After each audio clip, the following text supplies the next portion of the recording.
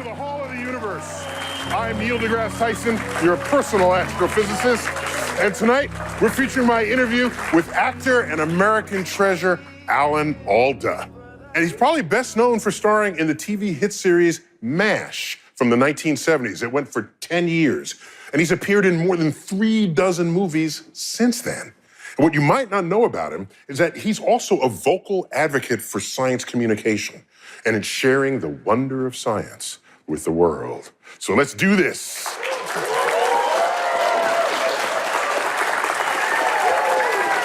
So my co-host tonight is comedian Matt Kirshen. Matt, welcome back to Star Talk. Neil. You host a podcast called Most Likely Science? It's Probably Science is the name, Neil, and you always do this. And I also have an old-time friend of Star Talk, Heather Berlin. Heather! Heather Berlin, she's a neuroscientist and professor of psychiatry at Mount Sinai Hospital here in New York. And you also hosted several educational programs over the years. So you got street cred in what we're doing here, because we're discussing my recent interviews with Alan Alda. So Alan and I sat down together for a one-on-one chat at the 92nd Street Y, which is a community center in the Upper East Side of Manhattan. And we had a lot of fun on stage talking about his new book and about science communication. So let's check it out.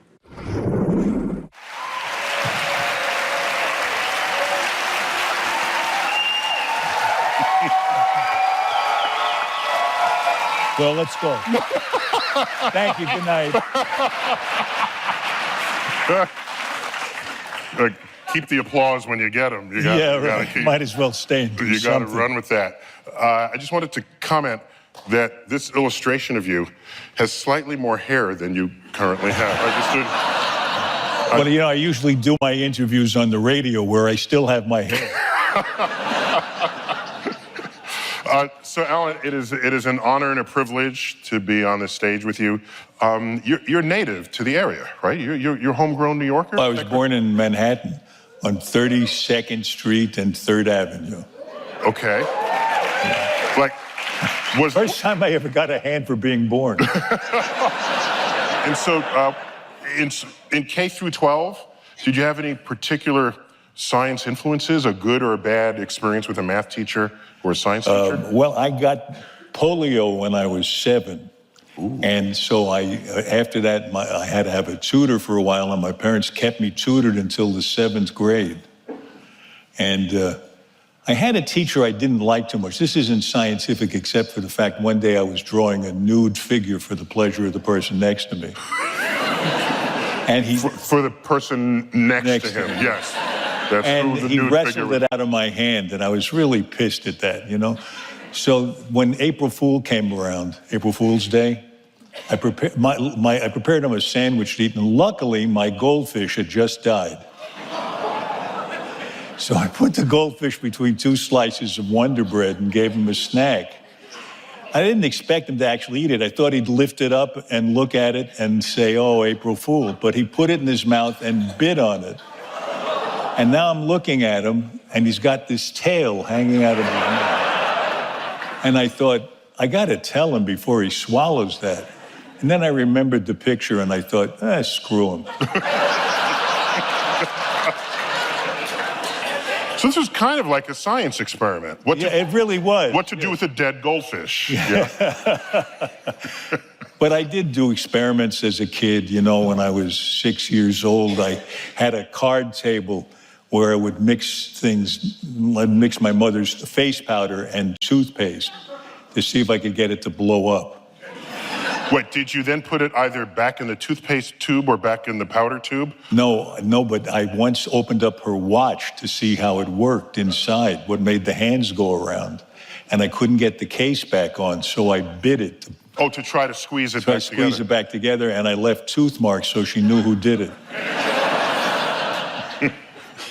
So I was a good scientist, but not a good criminal. Yeah. Yeah, I think regardless of what the results of an experiment turn out to be, what matters is the curiosity that led to it, which right, clearly you're because exhibiting. Whichever way it goes, isn't this right, as a scientist, whether it goes the way you hoped it would or not, you've made some progress along some path, and you've kept your curiosity alive. That was great. I loved the start of the clip because you could see the struggle that I believe always goes on in your mind between genial host and scientist. Because you're like, on the one hand, you're like, welcome guest. And on the other hand, I observe that you are bald. No,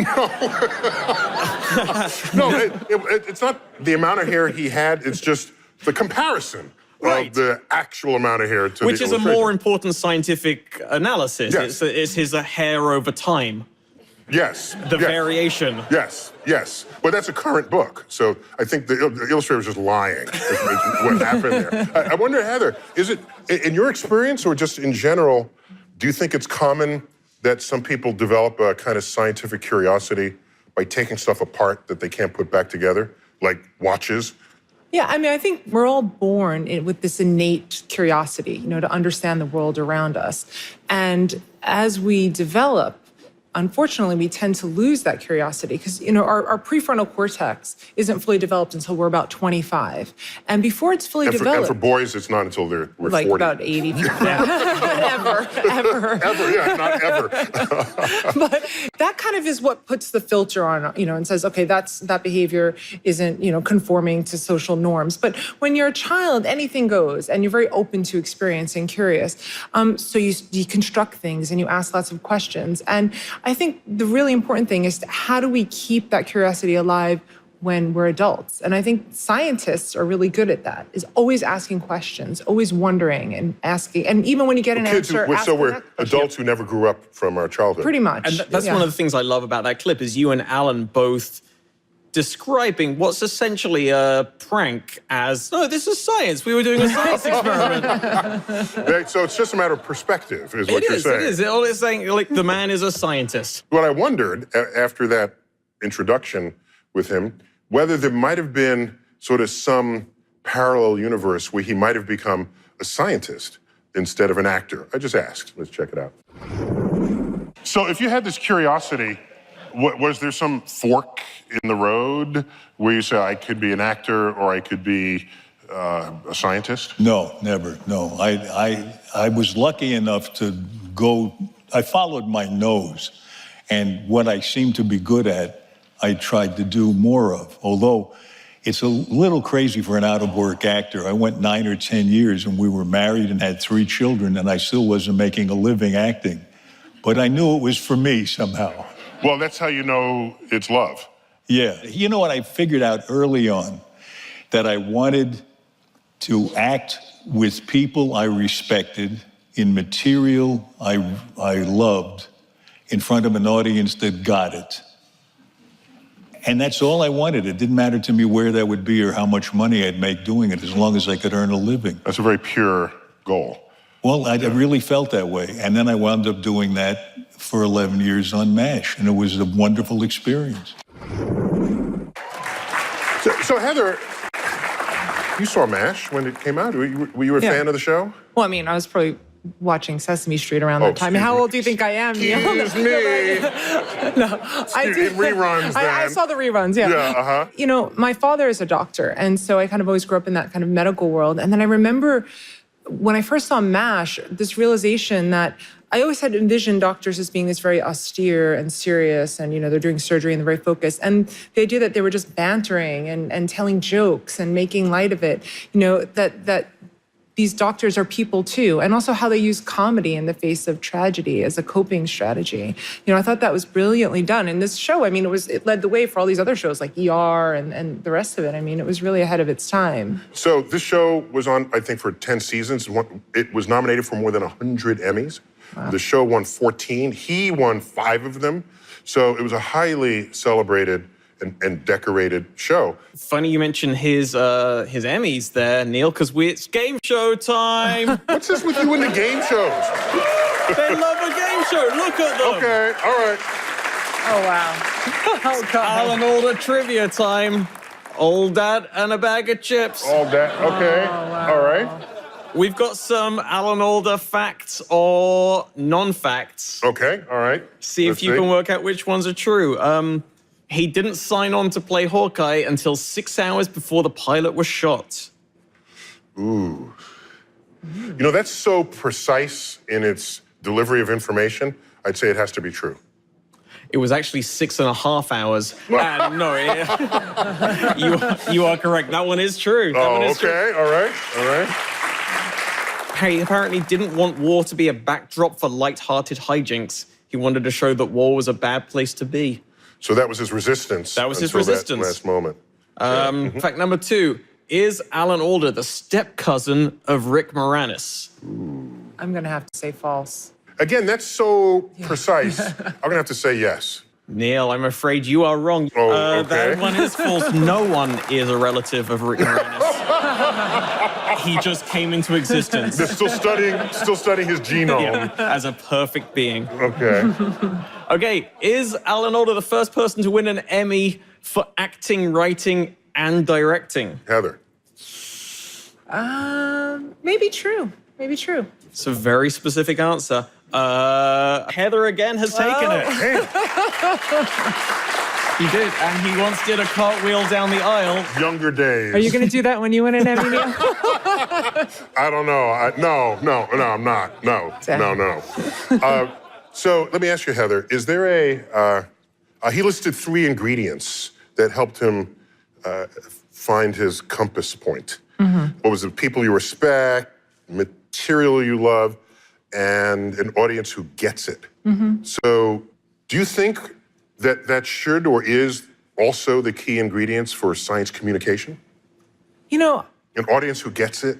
I'm going to have to say often it's the opposite. Oh, so you're saying it's not a prerequisite that they get it in advance. It's your duty to make them get it by the time you're done. Help them get it. And it's not always material you love also because it's, trying to debunk pseudoscience isn't the most interesting thing to do as a scientist, but I think it's a duty.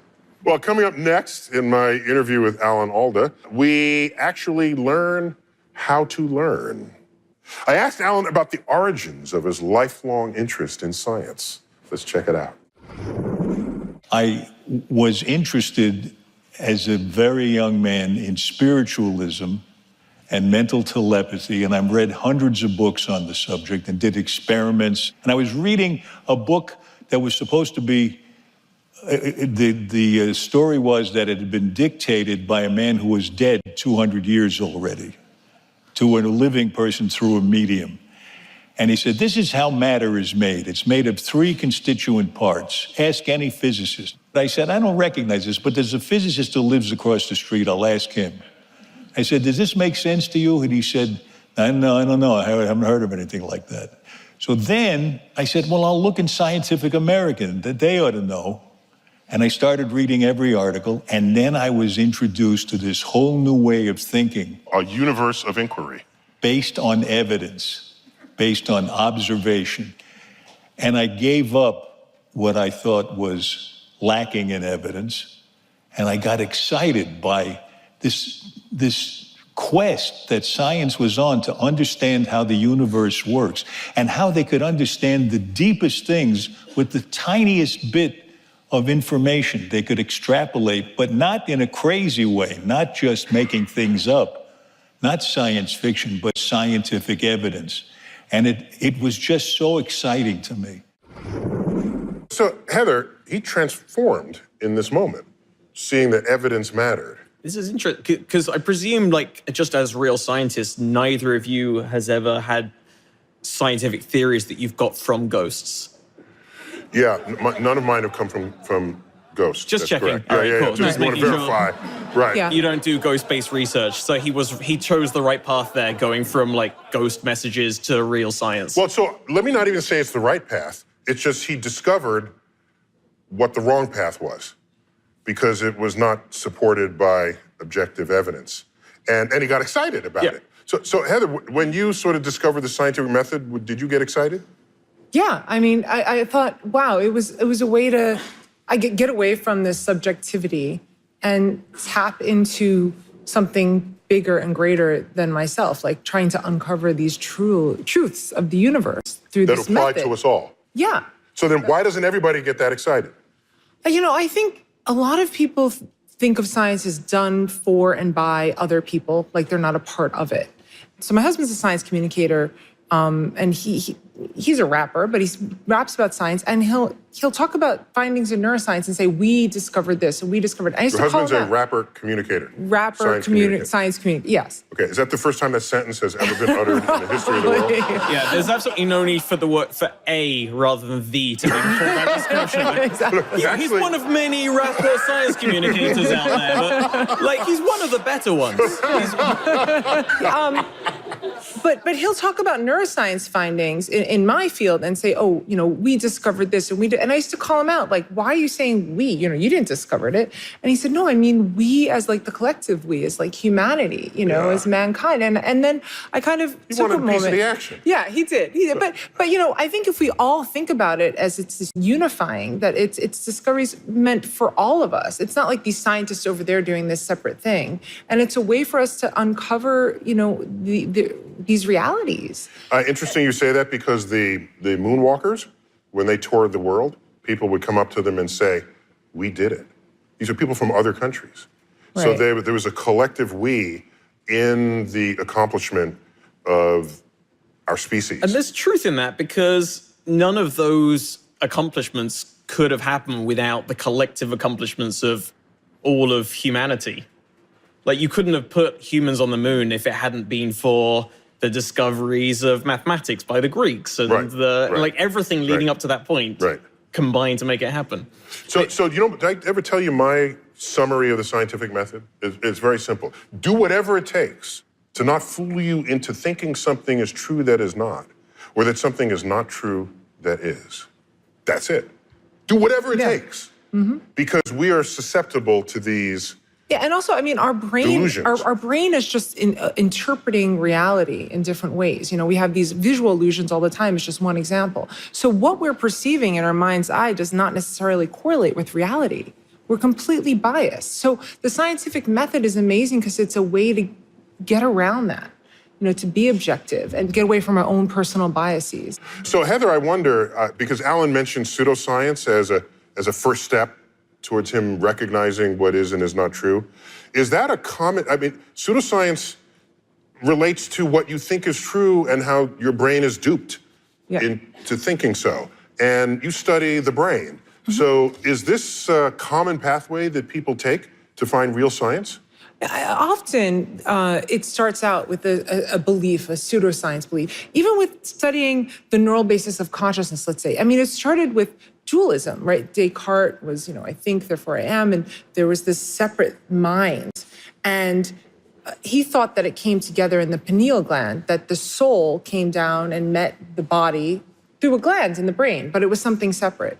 And as we started to understand more about how the brain works, there's less and less room for this sort of belief in so you made a bigger story than I even thought, because he's giving his personal story going through pseudoscience. You're giving the larger story where some of our deepest understandings of how the mind works had their origins in pseudoscientific thinking. Yeah, I think most science starts out like that. We have some vague idea or concept, and then we start honing it and honing it and honing it. And the more we discover the reality, the more we can separate out the pseudoscience from what's real. It's both on a grand scale and also personally for me. One of the reasons that I became a neuroscientist is because I had this fear of death.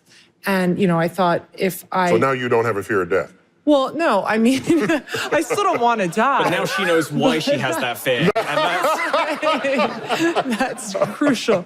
Well, I thought, can I, even if I die, do I still have some sort of mind that I can still exist? Even Does your soul persist? Right. Does my soul persist? And then, where does the soul come from? Oh, so the brain. Oh, how does the brain make our thoughts? And as I started delving deeper and deeper, this idea that a soul that will go on, I started to lose that belief, but I became fascinated and in awe by how the human brain works and how it gives us this capacity to understand ourselves. And his version of that experiment was reading Scientific American, which took him to a whole new place. Right. Well, speaking of Scientific American, Alan Alda's next great TV project after MASH was as host of the PBS series Scientific American Frontiers. And he hosted that for over a decade. And what does he do? He meets scientists and asks them questions, and he brings a sort of a childhood curiosity into the lab. And so I asked him about the success of that series. Let's check it out. we did something that's not usually done on that kind of a show. These weren't conventional interviews. I didn't go in with a list of questions. I went in just with curiosity and my own natural ignorance. I had plenty of that to go around. You know, curiosity plus ignorance, I think, is a good combination. That's a brilliant combination, yes. And you got to know that you don't know. Yeah. That's really helpful. But that led to just a conversational approach. And if I didn't understand them, I didn't pretend I did. I just kept after them until I got it. And that changed them. That made them look at me in a personal way. The tone of voice became personal. The language they used, the terms they were using were not technical terms anymore because they had to make me understand. You sure they weren't thinking, how do I get this guy out of here as fast as I can? Let me try hard to get him to understand. Oh, they would sweat bullets. They'd think, you don't get it yet? That's not it? Okay. Because we had, you know, we shot a lot of stuff and then cut it down to where I looked like I got it an hour sooner. But one scientist was wonderful. She was really wonderful and conversational with me. And then she remembered that this was just like a lecture she gave. And she turned away from me and looked into the camera and started lecturing the camera. And her tone of voice changed completely. It wasn't personal anymore. The vocabulary changed. I couldn't understand what she was saying. So I coaxed her back with questions. She came back to me. And then we got warm again, and it was conversational. That was a real lesson that if we don't make this contact and really observe each other, let the other person in, it's not going to lead to something lifelike happening. It won't be alive.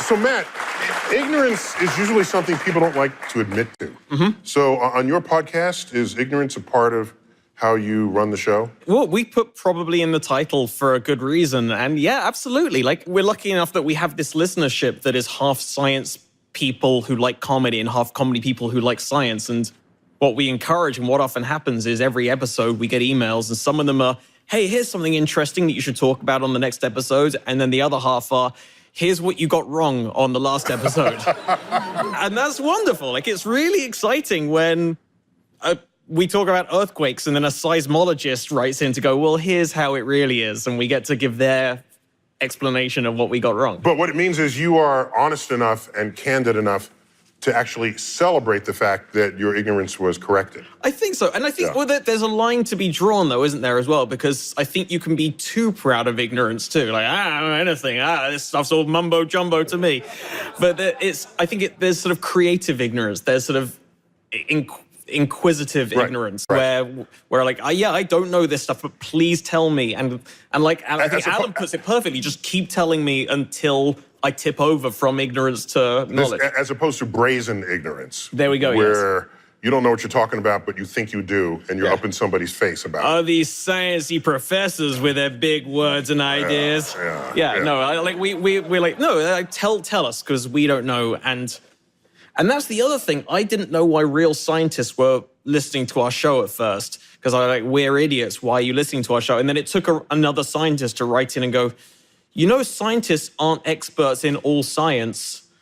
I am just like, I'm practically a layperson in most things that aren't my field. They know, they have a little bit more knowledge and they know the scientific method, but a physicist doesn't know marine biology. Right. Your field is full of equations, which again, that's, I think one of the things you do well is you are great at converting those equations into understandable ideas for the general populace. So, like, for example, what does a scientist mean by E=mc²?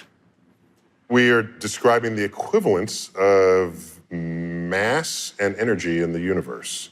They're two sides of the same coin, even though in our lives we experience them as something different from one another.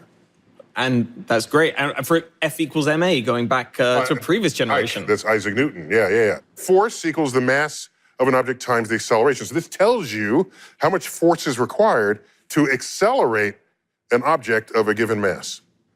And so, okay, switch it up. Isaac Newton. What would a non-scientist mean by Netflix and chill?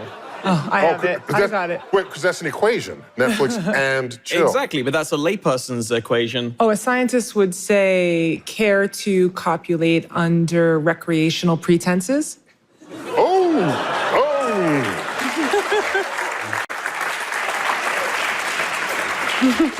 So, up next, welcome back to Star Talk from the Hall of the Universe of the American Museum of Natural History. We're featuring my interview with actor Alda. And that interview was held live on stage at the 92nd Street Y right here in New York City. And Alan showed me an exercise he does to help teach science communication. Check it out. The mirror exercise is a very basic improv exercise where I'm looking in the mirror and you're my mirror. And you have to be totally in sync with me. However I move, you can't let there be a lag because there's no lag with a mirror. It's exactly the same. Except for the speed of light time delay. If anybody notices that, we're dead. That's a superhero person. Yeah. Okay. Okay, so here. Okay. Now, he didn't blink that entire time. And I'm like... That's good you were keeping up with me. Now, I did that deliberately because it's pretty clear that I'm leading and he's not following when I go too fast. What this is so good at implanting in people's minds as they begin to study communication is it's the leader's responsibility to make sure that the follower is following. You lead me now. Okay. A little fast, I can't follow. Okay.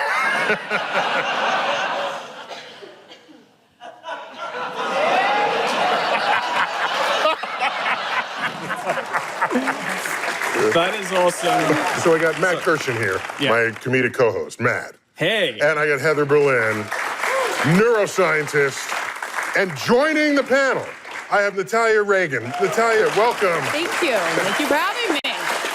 This is not your first Star Talk rodeo. No, not my first rodeo. You're an anthropologist and also a comedian and a writer. And I'm just curious about something. Weren't you part of an improv troupe before this? Guilty as Because charged. improv, you got to do some of this, right? Yeah. Oh God. Yeah. It's like, living mimes. It can be pretty painful sometimes. That was your first time doing the mirror? You've done it plenty, right? Oh, God. No, that's my first time mirroring. Yeah. You missed the perfect opportunity to kiss Alan Alda on the lips. I would have paid good money to see that. But it is a way to connect with your audience. And a big part of improv is getting your partner to say yes and. It's all about yes and, yes and. And when you're dealing with an audience, you want your audience, when you're connecting with them, to say yes and, like what's next? You want them to keep up with you. And a lot of academics and teachers, lecturers already do improv because, they're always having to adapt to what their audience is. If you're teaching a group at JPL about astrophysics, Jet Propulsion Labs. Exactly. Yeah. You can talk about, you can use them big words. Where if you're at a monster truck rally or a town hall meeting or a high school, you have to speak in their terms. And that doesn't necessarily mean talking down to them. It just means speaking their language.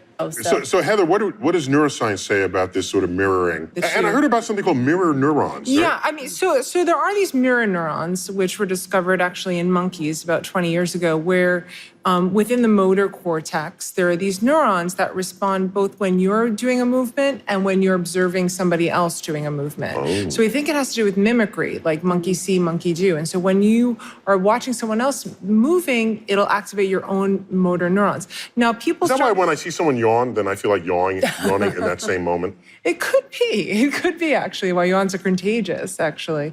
No, really. Okay. But these mirror neurons, then people started extrapolating and saying, well, maybe they're involved in empathy. And it's actually it's been called one of the most hyped neurons in neuroscience.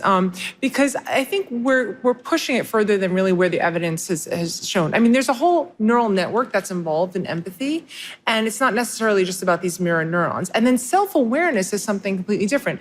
Just like in animals, humans do the mirror test at about 18 months, we can pass that mirror test of self-recognition. But self-recognition is a whole nother set of neural circuits in the brain. Wait, just remind me. You have an 18-month-old child right now. Yeah. What kind of experiments are you doing on your child? Lots of experiments. No, my child is actually, I have a 10-month-old, and he is way ahead of schedule on the mirror recognition Yeah, of course. test. Of course he is. And doing calculus and everything. Yeah. You know. Looking fine every day. But that is something hilarious about very young babies. They're sort of constantly shocked by their hands, and they can't. There's an age at which they don't even realize that this is them. Right. Very And for Matt, he's still looking. You have no idea how much effort it is to keep this together right now, because I am constantly, it's only professionalism that is stopping me from shrieking, and I want that acknowledged. But you know what's actually really interesting is very young babies have sense of fairness. They have empathy. They like one puppet if it's a good puppet versus a bad one. But this empathy that presumably has value in communication.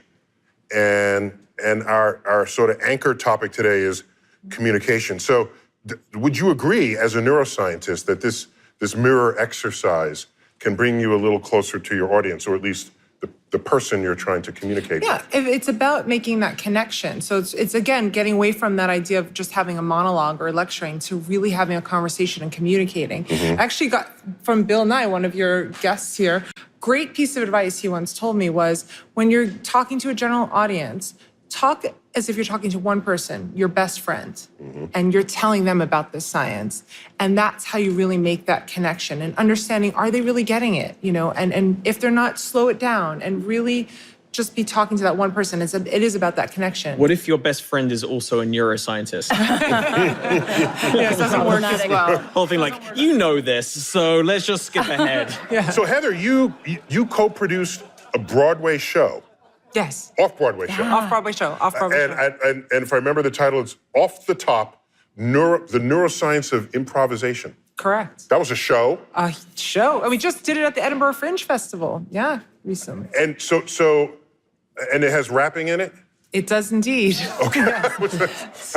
I was smart. I figured that out. Do you know anything about what's going on in the brain during a freestyle rapping? Yeah, so actually this started because my husband is a rapper and he was doing this freestyle, which was really impressive. And actually this is when we first met, and I invited him to my lab. Is freestyle the rapper's counterpart to improv for a comedian? Improv for a comedian, jazz improv. Okay. Theater improv. So basically I wanted to understand what's happening in the brain when people are improvising, when they're improvising state of mind. Because for me, it's a way to access the unconscious. And what was found is that there is a unique pattern of brain activation that you get into where you get decreased activation in a part of your brain called the dorsolateral prefrontal cortex, which is having to do with filtering your behavior to make sure it conforms to social norms. It has to do with your sense of self. So when you're in that flow state, you lose your sense of self. The moment you become too self-aware, you lose that flow. That makes sense. But it's the same way you sort of want to get so good at an activity that it gets pushed into the subconscious. It's like muscle memory. The same way you can't, if you think too much about walking, you suddenly walk weirdly. Right. It just is that extra So you step. want to practice it consciously to get to the point where you can not have to think about it and let go. Right. And So just you're be in saying, the moment. if we put your husband in an MRI or fMRI, functional Magnetic resonance imaging. So you would see certain predictable parts of his brain lighting up? So what I actually put him in an MRI. You did? Yes, I put him in an MRI. I said if. Yeah, no, there's no ifs in my house. He went right in there. So all your loved ones are subjects. Well, if they have a talent. Wow. That stupid baby right now. This You're gonna useless have to learn one. some tricks if you're gonna get into mummy's MRI. Get some skills going, baby. But yeah, I had him actually do a memorized rap and a freestyle rap and looked at the difference in brain activation between these two conditions. And interestingly, you had decreased dorsolateral prefrontal cortex activation, increased medial prefrontal, which has to do with the internal generation of ideas. So it's coming from within, but the filters You had turned evidence down. of that, yeah. Your sense of Not rote. Right, exactly. And your sense of agency is turned down, the filter's turned down, so it allows for novel associations between ideas and creativity. And what's interesting is the same pattern of brain activation was found with jazz improvisers as well. Well, Alda, of course, had no access to fMRI, so he didn't otherwise have this kind of backdrop to think about how to communicate science. He came to communicating science through his field of acting. And so I asked him about his training as an actor and how that shaped his modes of communication in real life. Let's check it out. You don't say your line because it's in the script. Right. It is in the script and you remember it, but you say it because the other guy does something or says something that makes you say it. Compels you for that to be the only thing that belongs in that moment. Exactly. And the energy that comes out of that, the way it just came out of you, because you were finishing my sentence and you were reacting to what I just said, that energy is real. It's not mechanical, whereas if I said to myself, now I'm going to be very energized when I say this line, and I get very and it sounds like somebody's talking into a garbage can somewhere. Whereas if I really let myself respond to you, my performance exists in your eyes. It comes out of what's coming from you. If I let myself be changed by you. And that got me interested in the idea. It was a little radical. Maybe not everybody can go for this. That I don't think we're really listening unless we're willing to be changed by the other person.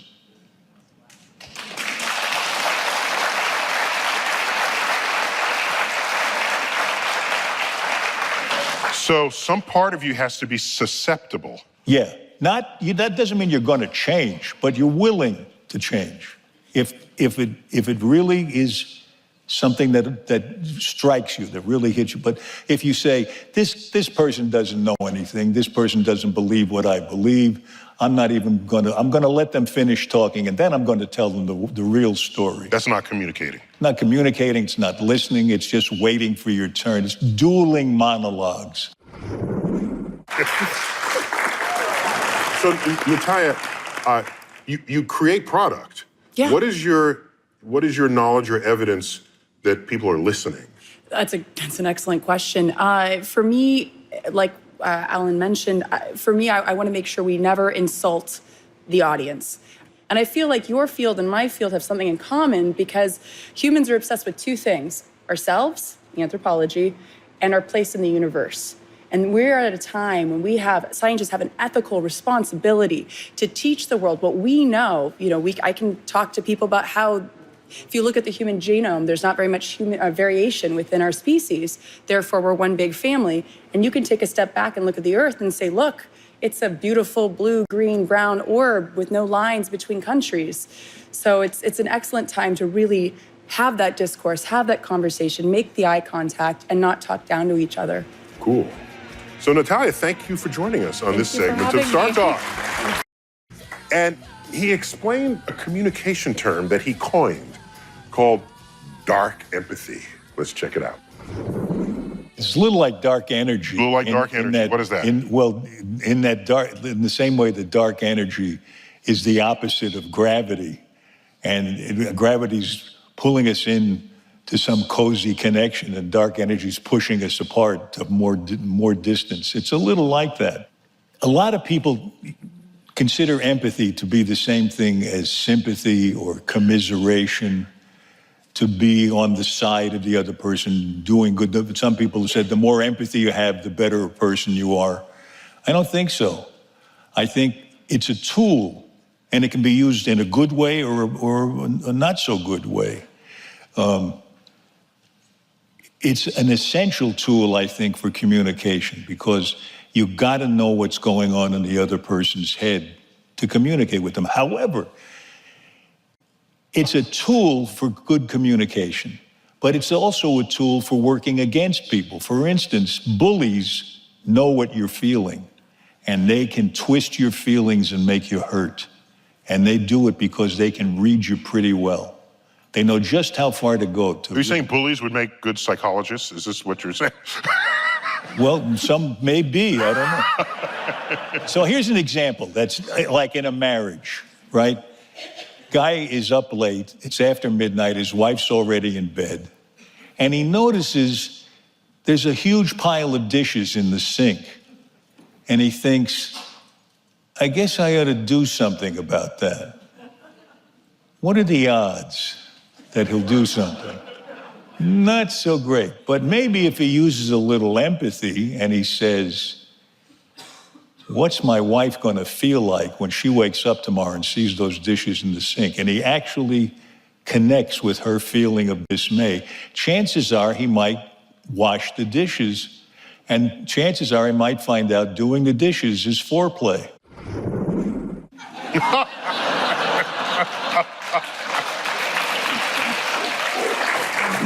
That's beautiful, isn't it? Yeah, I guess so. My husband does the dishes every night.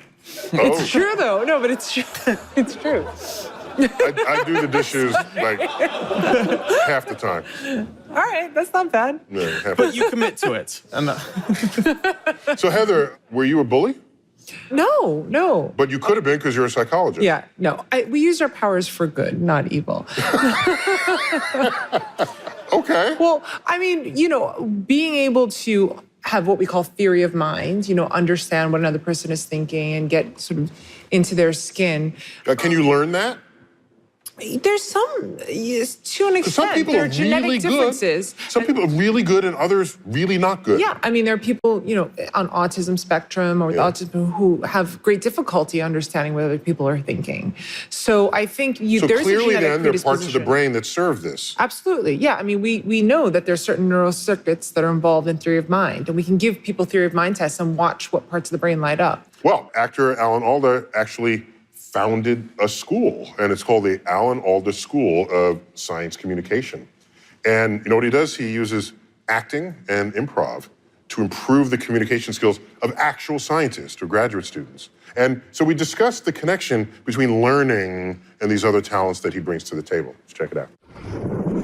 You have a particularly acute sense of comedic timing and comedic sensibilities. And personally, I have found that when people smile, I think they're more eager to learn. And that must have been something very Well, important. that's an interesting thing you said. Would you go into that a little more? What do you mean by that? Who's interviewing? Would you let me interview you? What? Well, I'm curious. Why do you say when they smile, what gives you that impression? That's an interesting thing to say. I found that if something makes you smile, you come back for more of that because you enjoy the feeling of having smiles. That's good. That's great. You seek more. I have a similar feeling that when we're laughing, we're vulnerable. We're seldom more open and vulnerable than when we're laughing. And I think, and I've interviewed some science teachers, professors, who, especially one I talked to when I was writing the book, who said he feels his secret weapon is humor. When he gets them laughing, they're more absorbent. Absorbent? For the information. No, I get that. Yeah. Interesting. So, So, empirically, I agree with that. yeah, that's your experience. Yeah, definitely. Definitely. Yeah. And it happens that I find the universe to be a hilarious place. So. That's funny. I'm really glad I'm stuck on Earth because to me, stars and supernovas and all that stuff out there, they are fiery cauldrons of destruction as far as I'm concerned. Indeed they are. Yeah. Yes. So I don't want to go to Mars. I don't want to go no place. I want to stay right here. So you want to go to Mars if one of those asteroids is headed towards Earth? No, I want you to get something to push it out of the way. Okay, that'll Okay.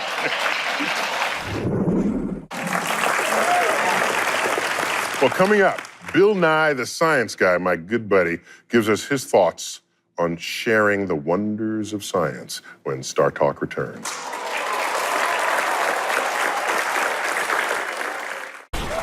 Welcome back. Tonight, we've been getting schooled in science communication in my interview with actor and comedian and educator Alan Alda. Let's check it out. You know what's interesting about communicating science? There was a study done, I think, at the University of Pennsylvania, where they studied what were the most commonly emailed stories in the science section of the New York Times? You might think they were about health, about medicine, fitness, things that affect our bodies every day.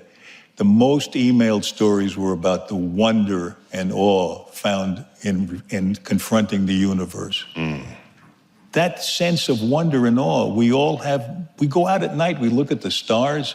You telling me?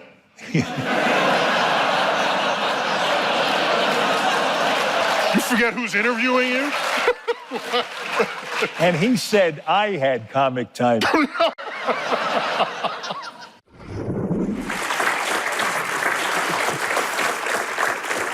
Alan Alda. That's wonderful. Great. He's amazing. So Heather, what are your thoughts on the future of science education? Despite, what might be going on politically, I think that we are in a kind of renaissance of, But why isn't it catching on in science policy? I know that there's a lot of anti-science sentiment, in this country that gets a lot of play. But if you look at the other side of the coin, look at the science march that we had. All these people. When have we ever had a science march never, before? yeah. So, I'm Because we never really needed optimistic. it. But, Right, yeah. I agree. That's true, too. But, the future is getting more people. It's grassroots, It's now we have the internet. We have a place for nerds to go where, when I was growing up, there was no place, right? So I think that the more we had no community. Exactly. That and was we the have this woods. community. Right. Well, before we wrap up this episode of Star Talk, let me catch up with Bill Nye the Science Guy, my buddy, and just to hear his thoughts on communicating science. Greetings from the beach out here in Cali. Science communication is what guys like Alan Alda and Neil and I do to get people like you excited about the world around us. Now, when I stand on the beach, I can't help but think about the cosmos and our place within it. The ocean is vast, but the cosmos is somehow vaster. Just how vast it is hard to understand. But I had quite a communicator for a third grade teacher. Mrs. Cochran told us there are more stars in the sky than there are grains of sand on a beach. And I remember thinking, that is incredible. How could there be that many of anything? But it turns out that was an underestimate. Modern astronomers estimate there are about 100 times as many stars as there are grains of sand on the Earth, beach and deserts combined. When I think about that, I am humbled and empowered. I am overwhelmed and relaxed, both at the same time. The key is communicating that. Back to you, Neil. Good luck. Thanks, Bill.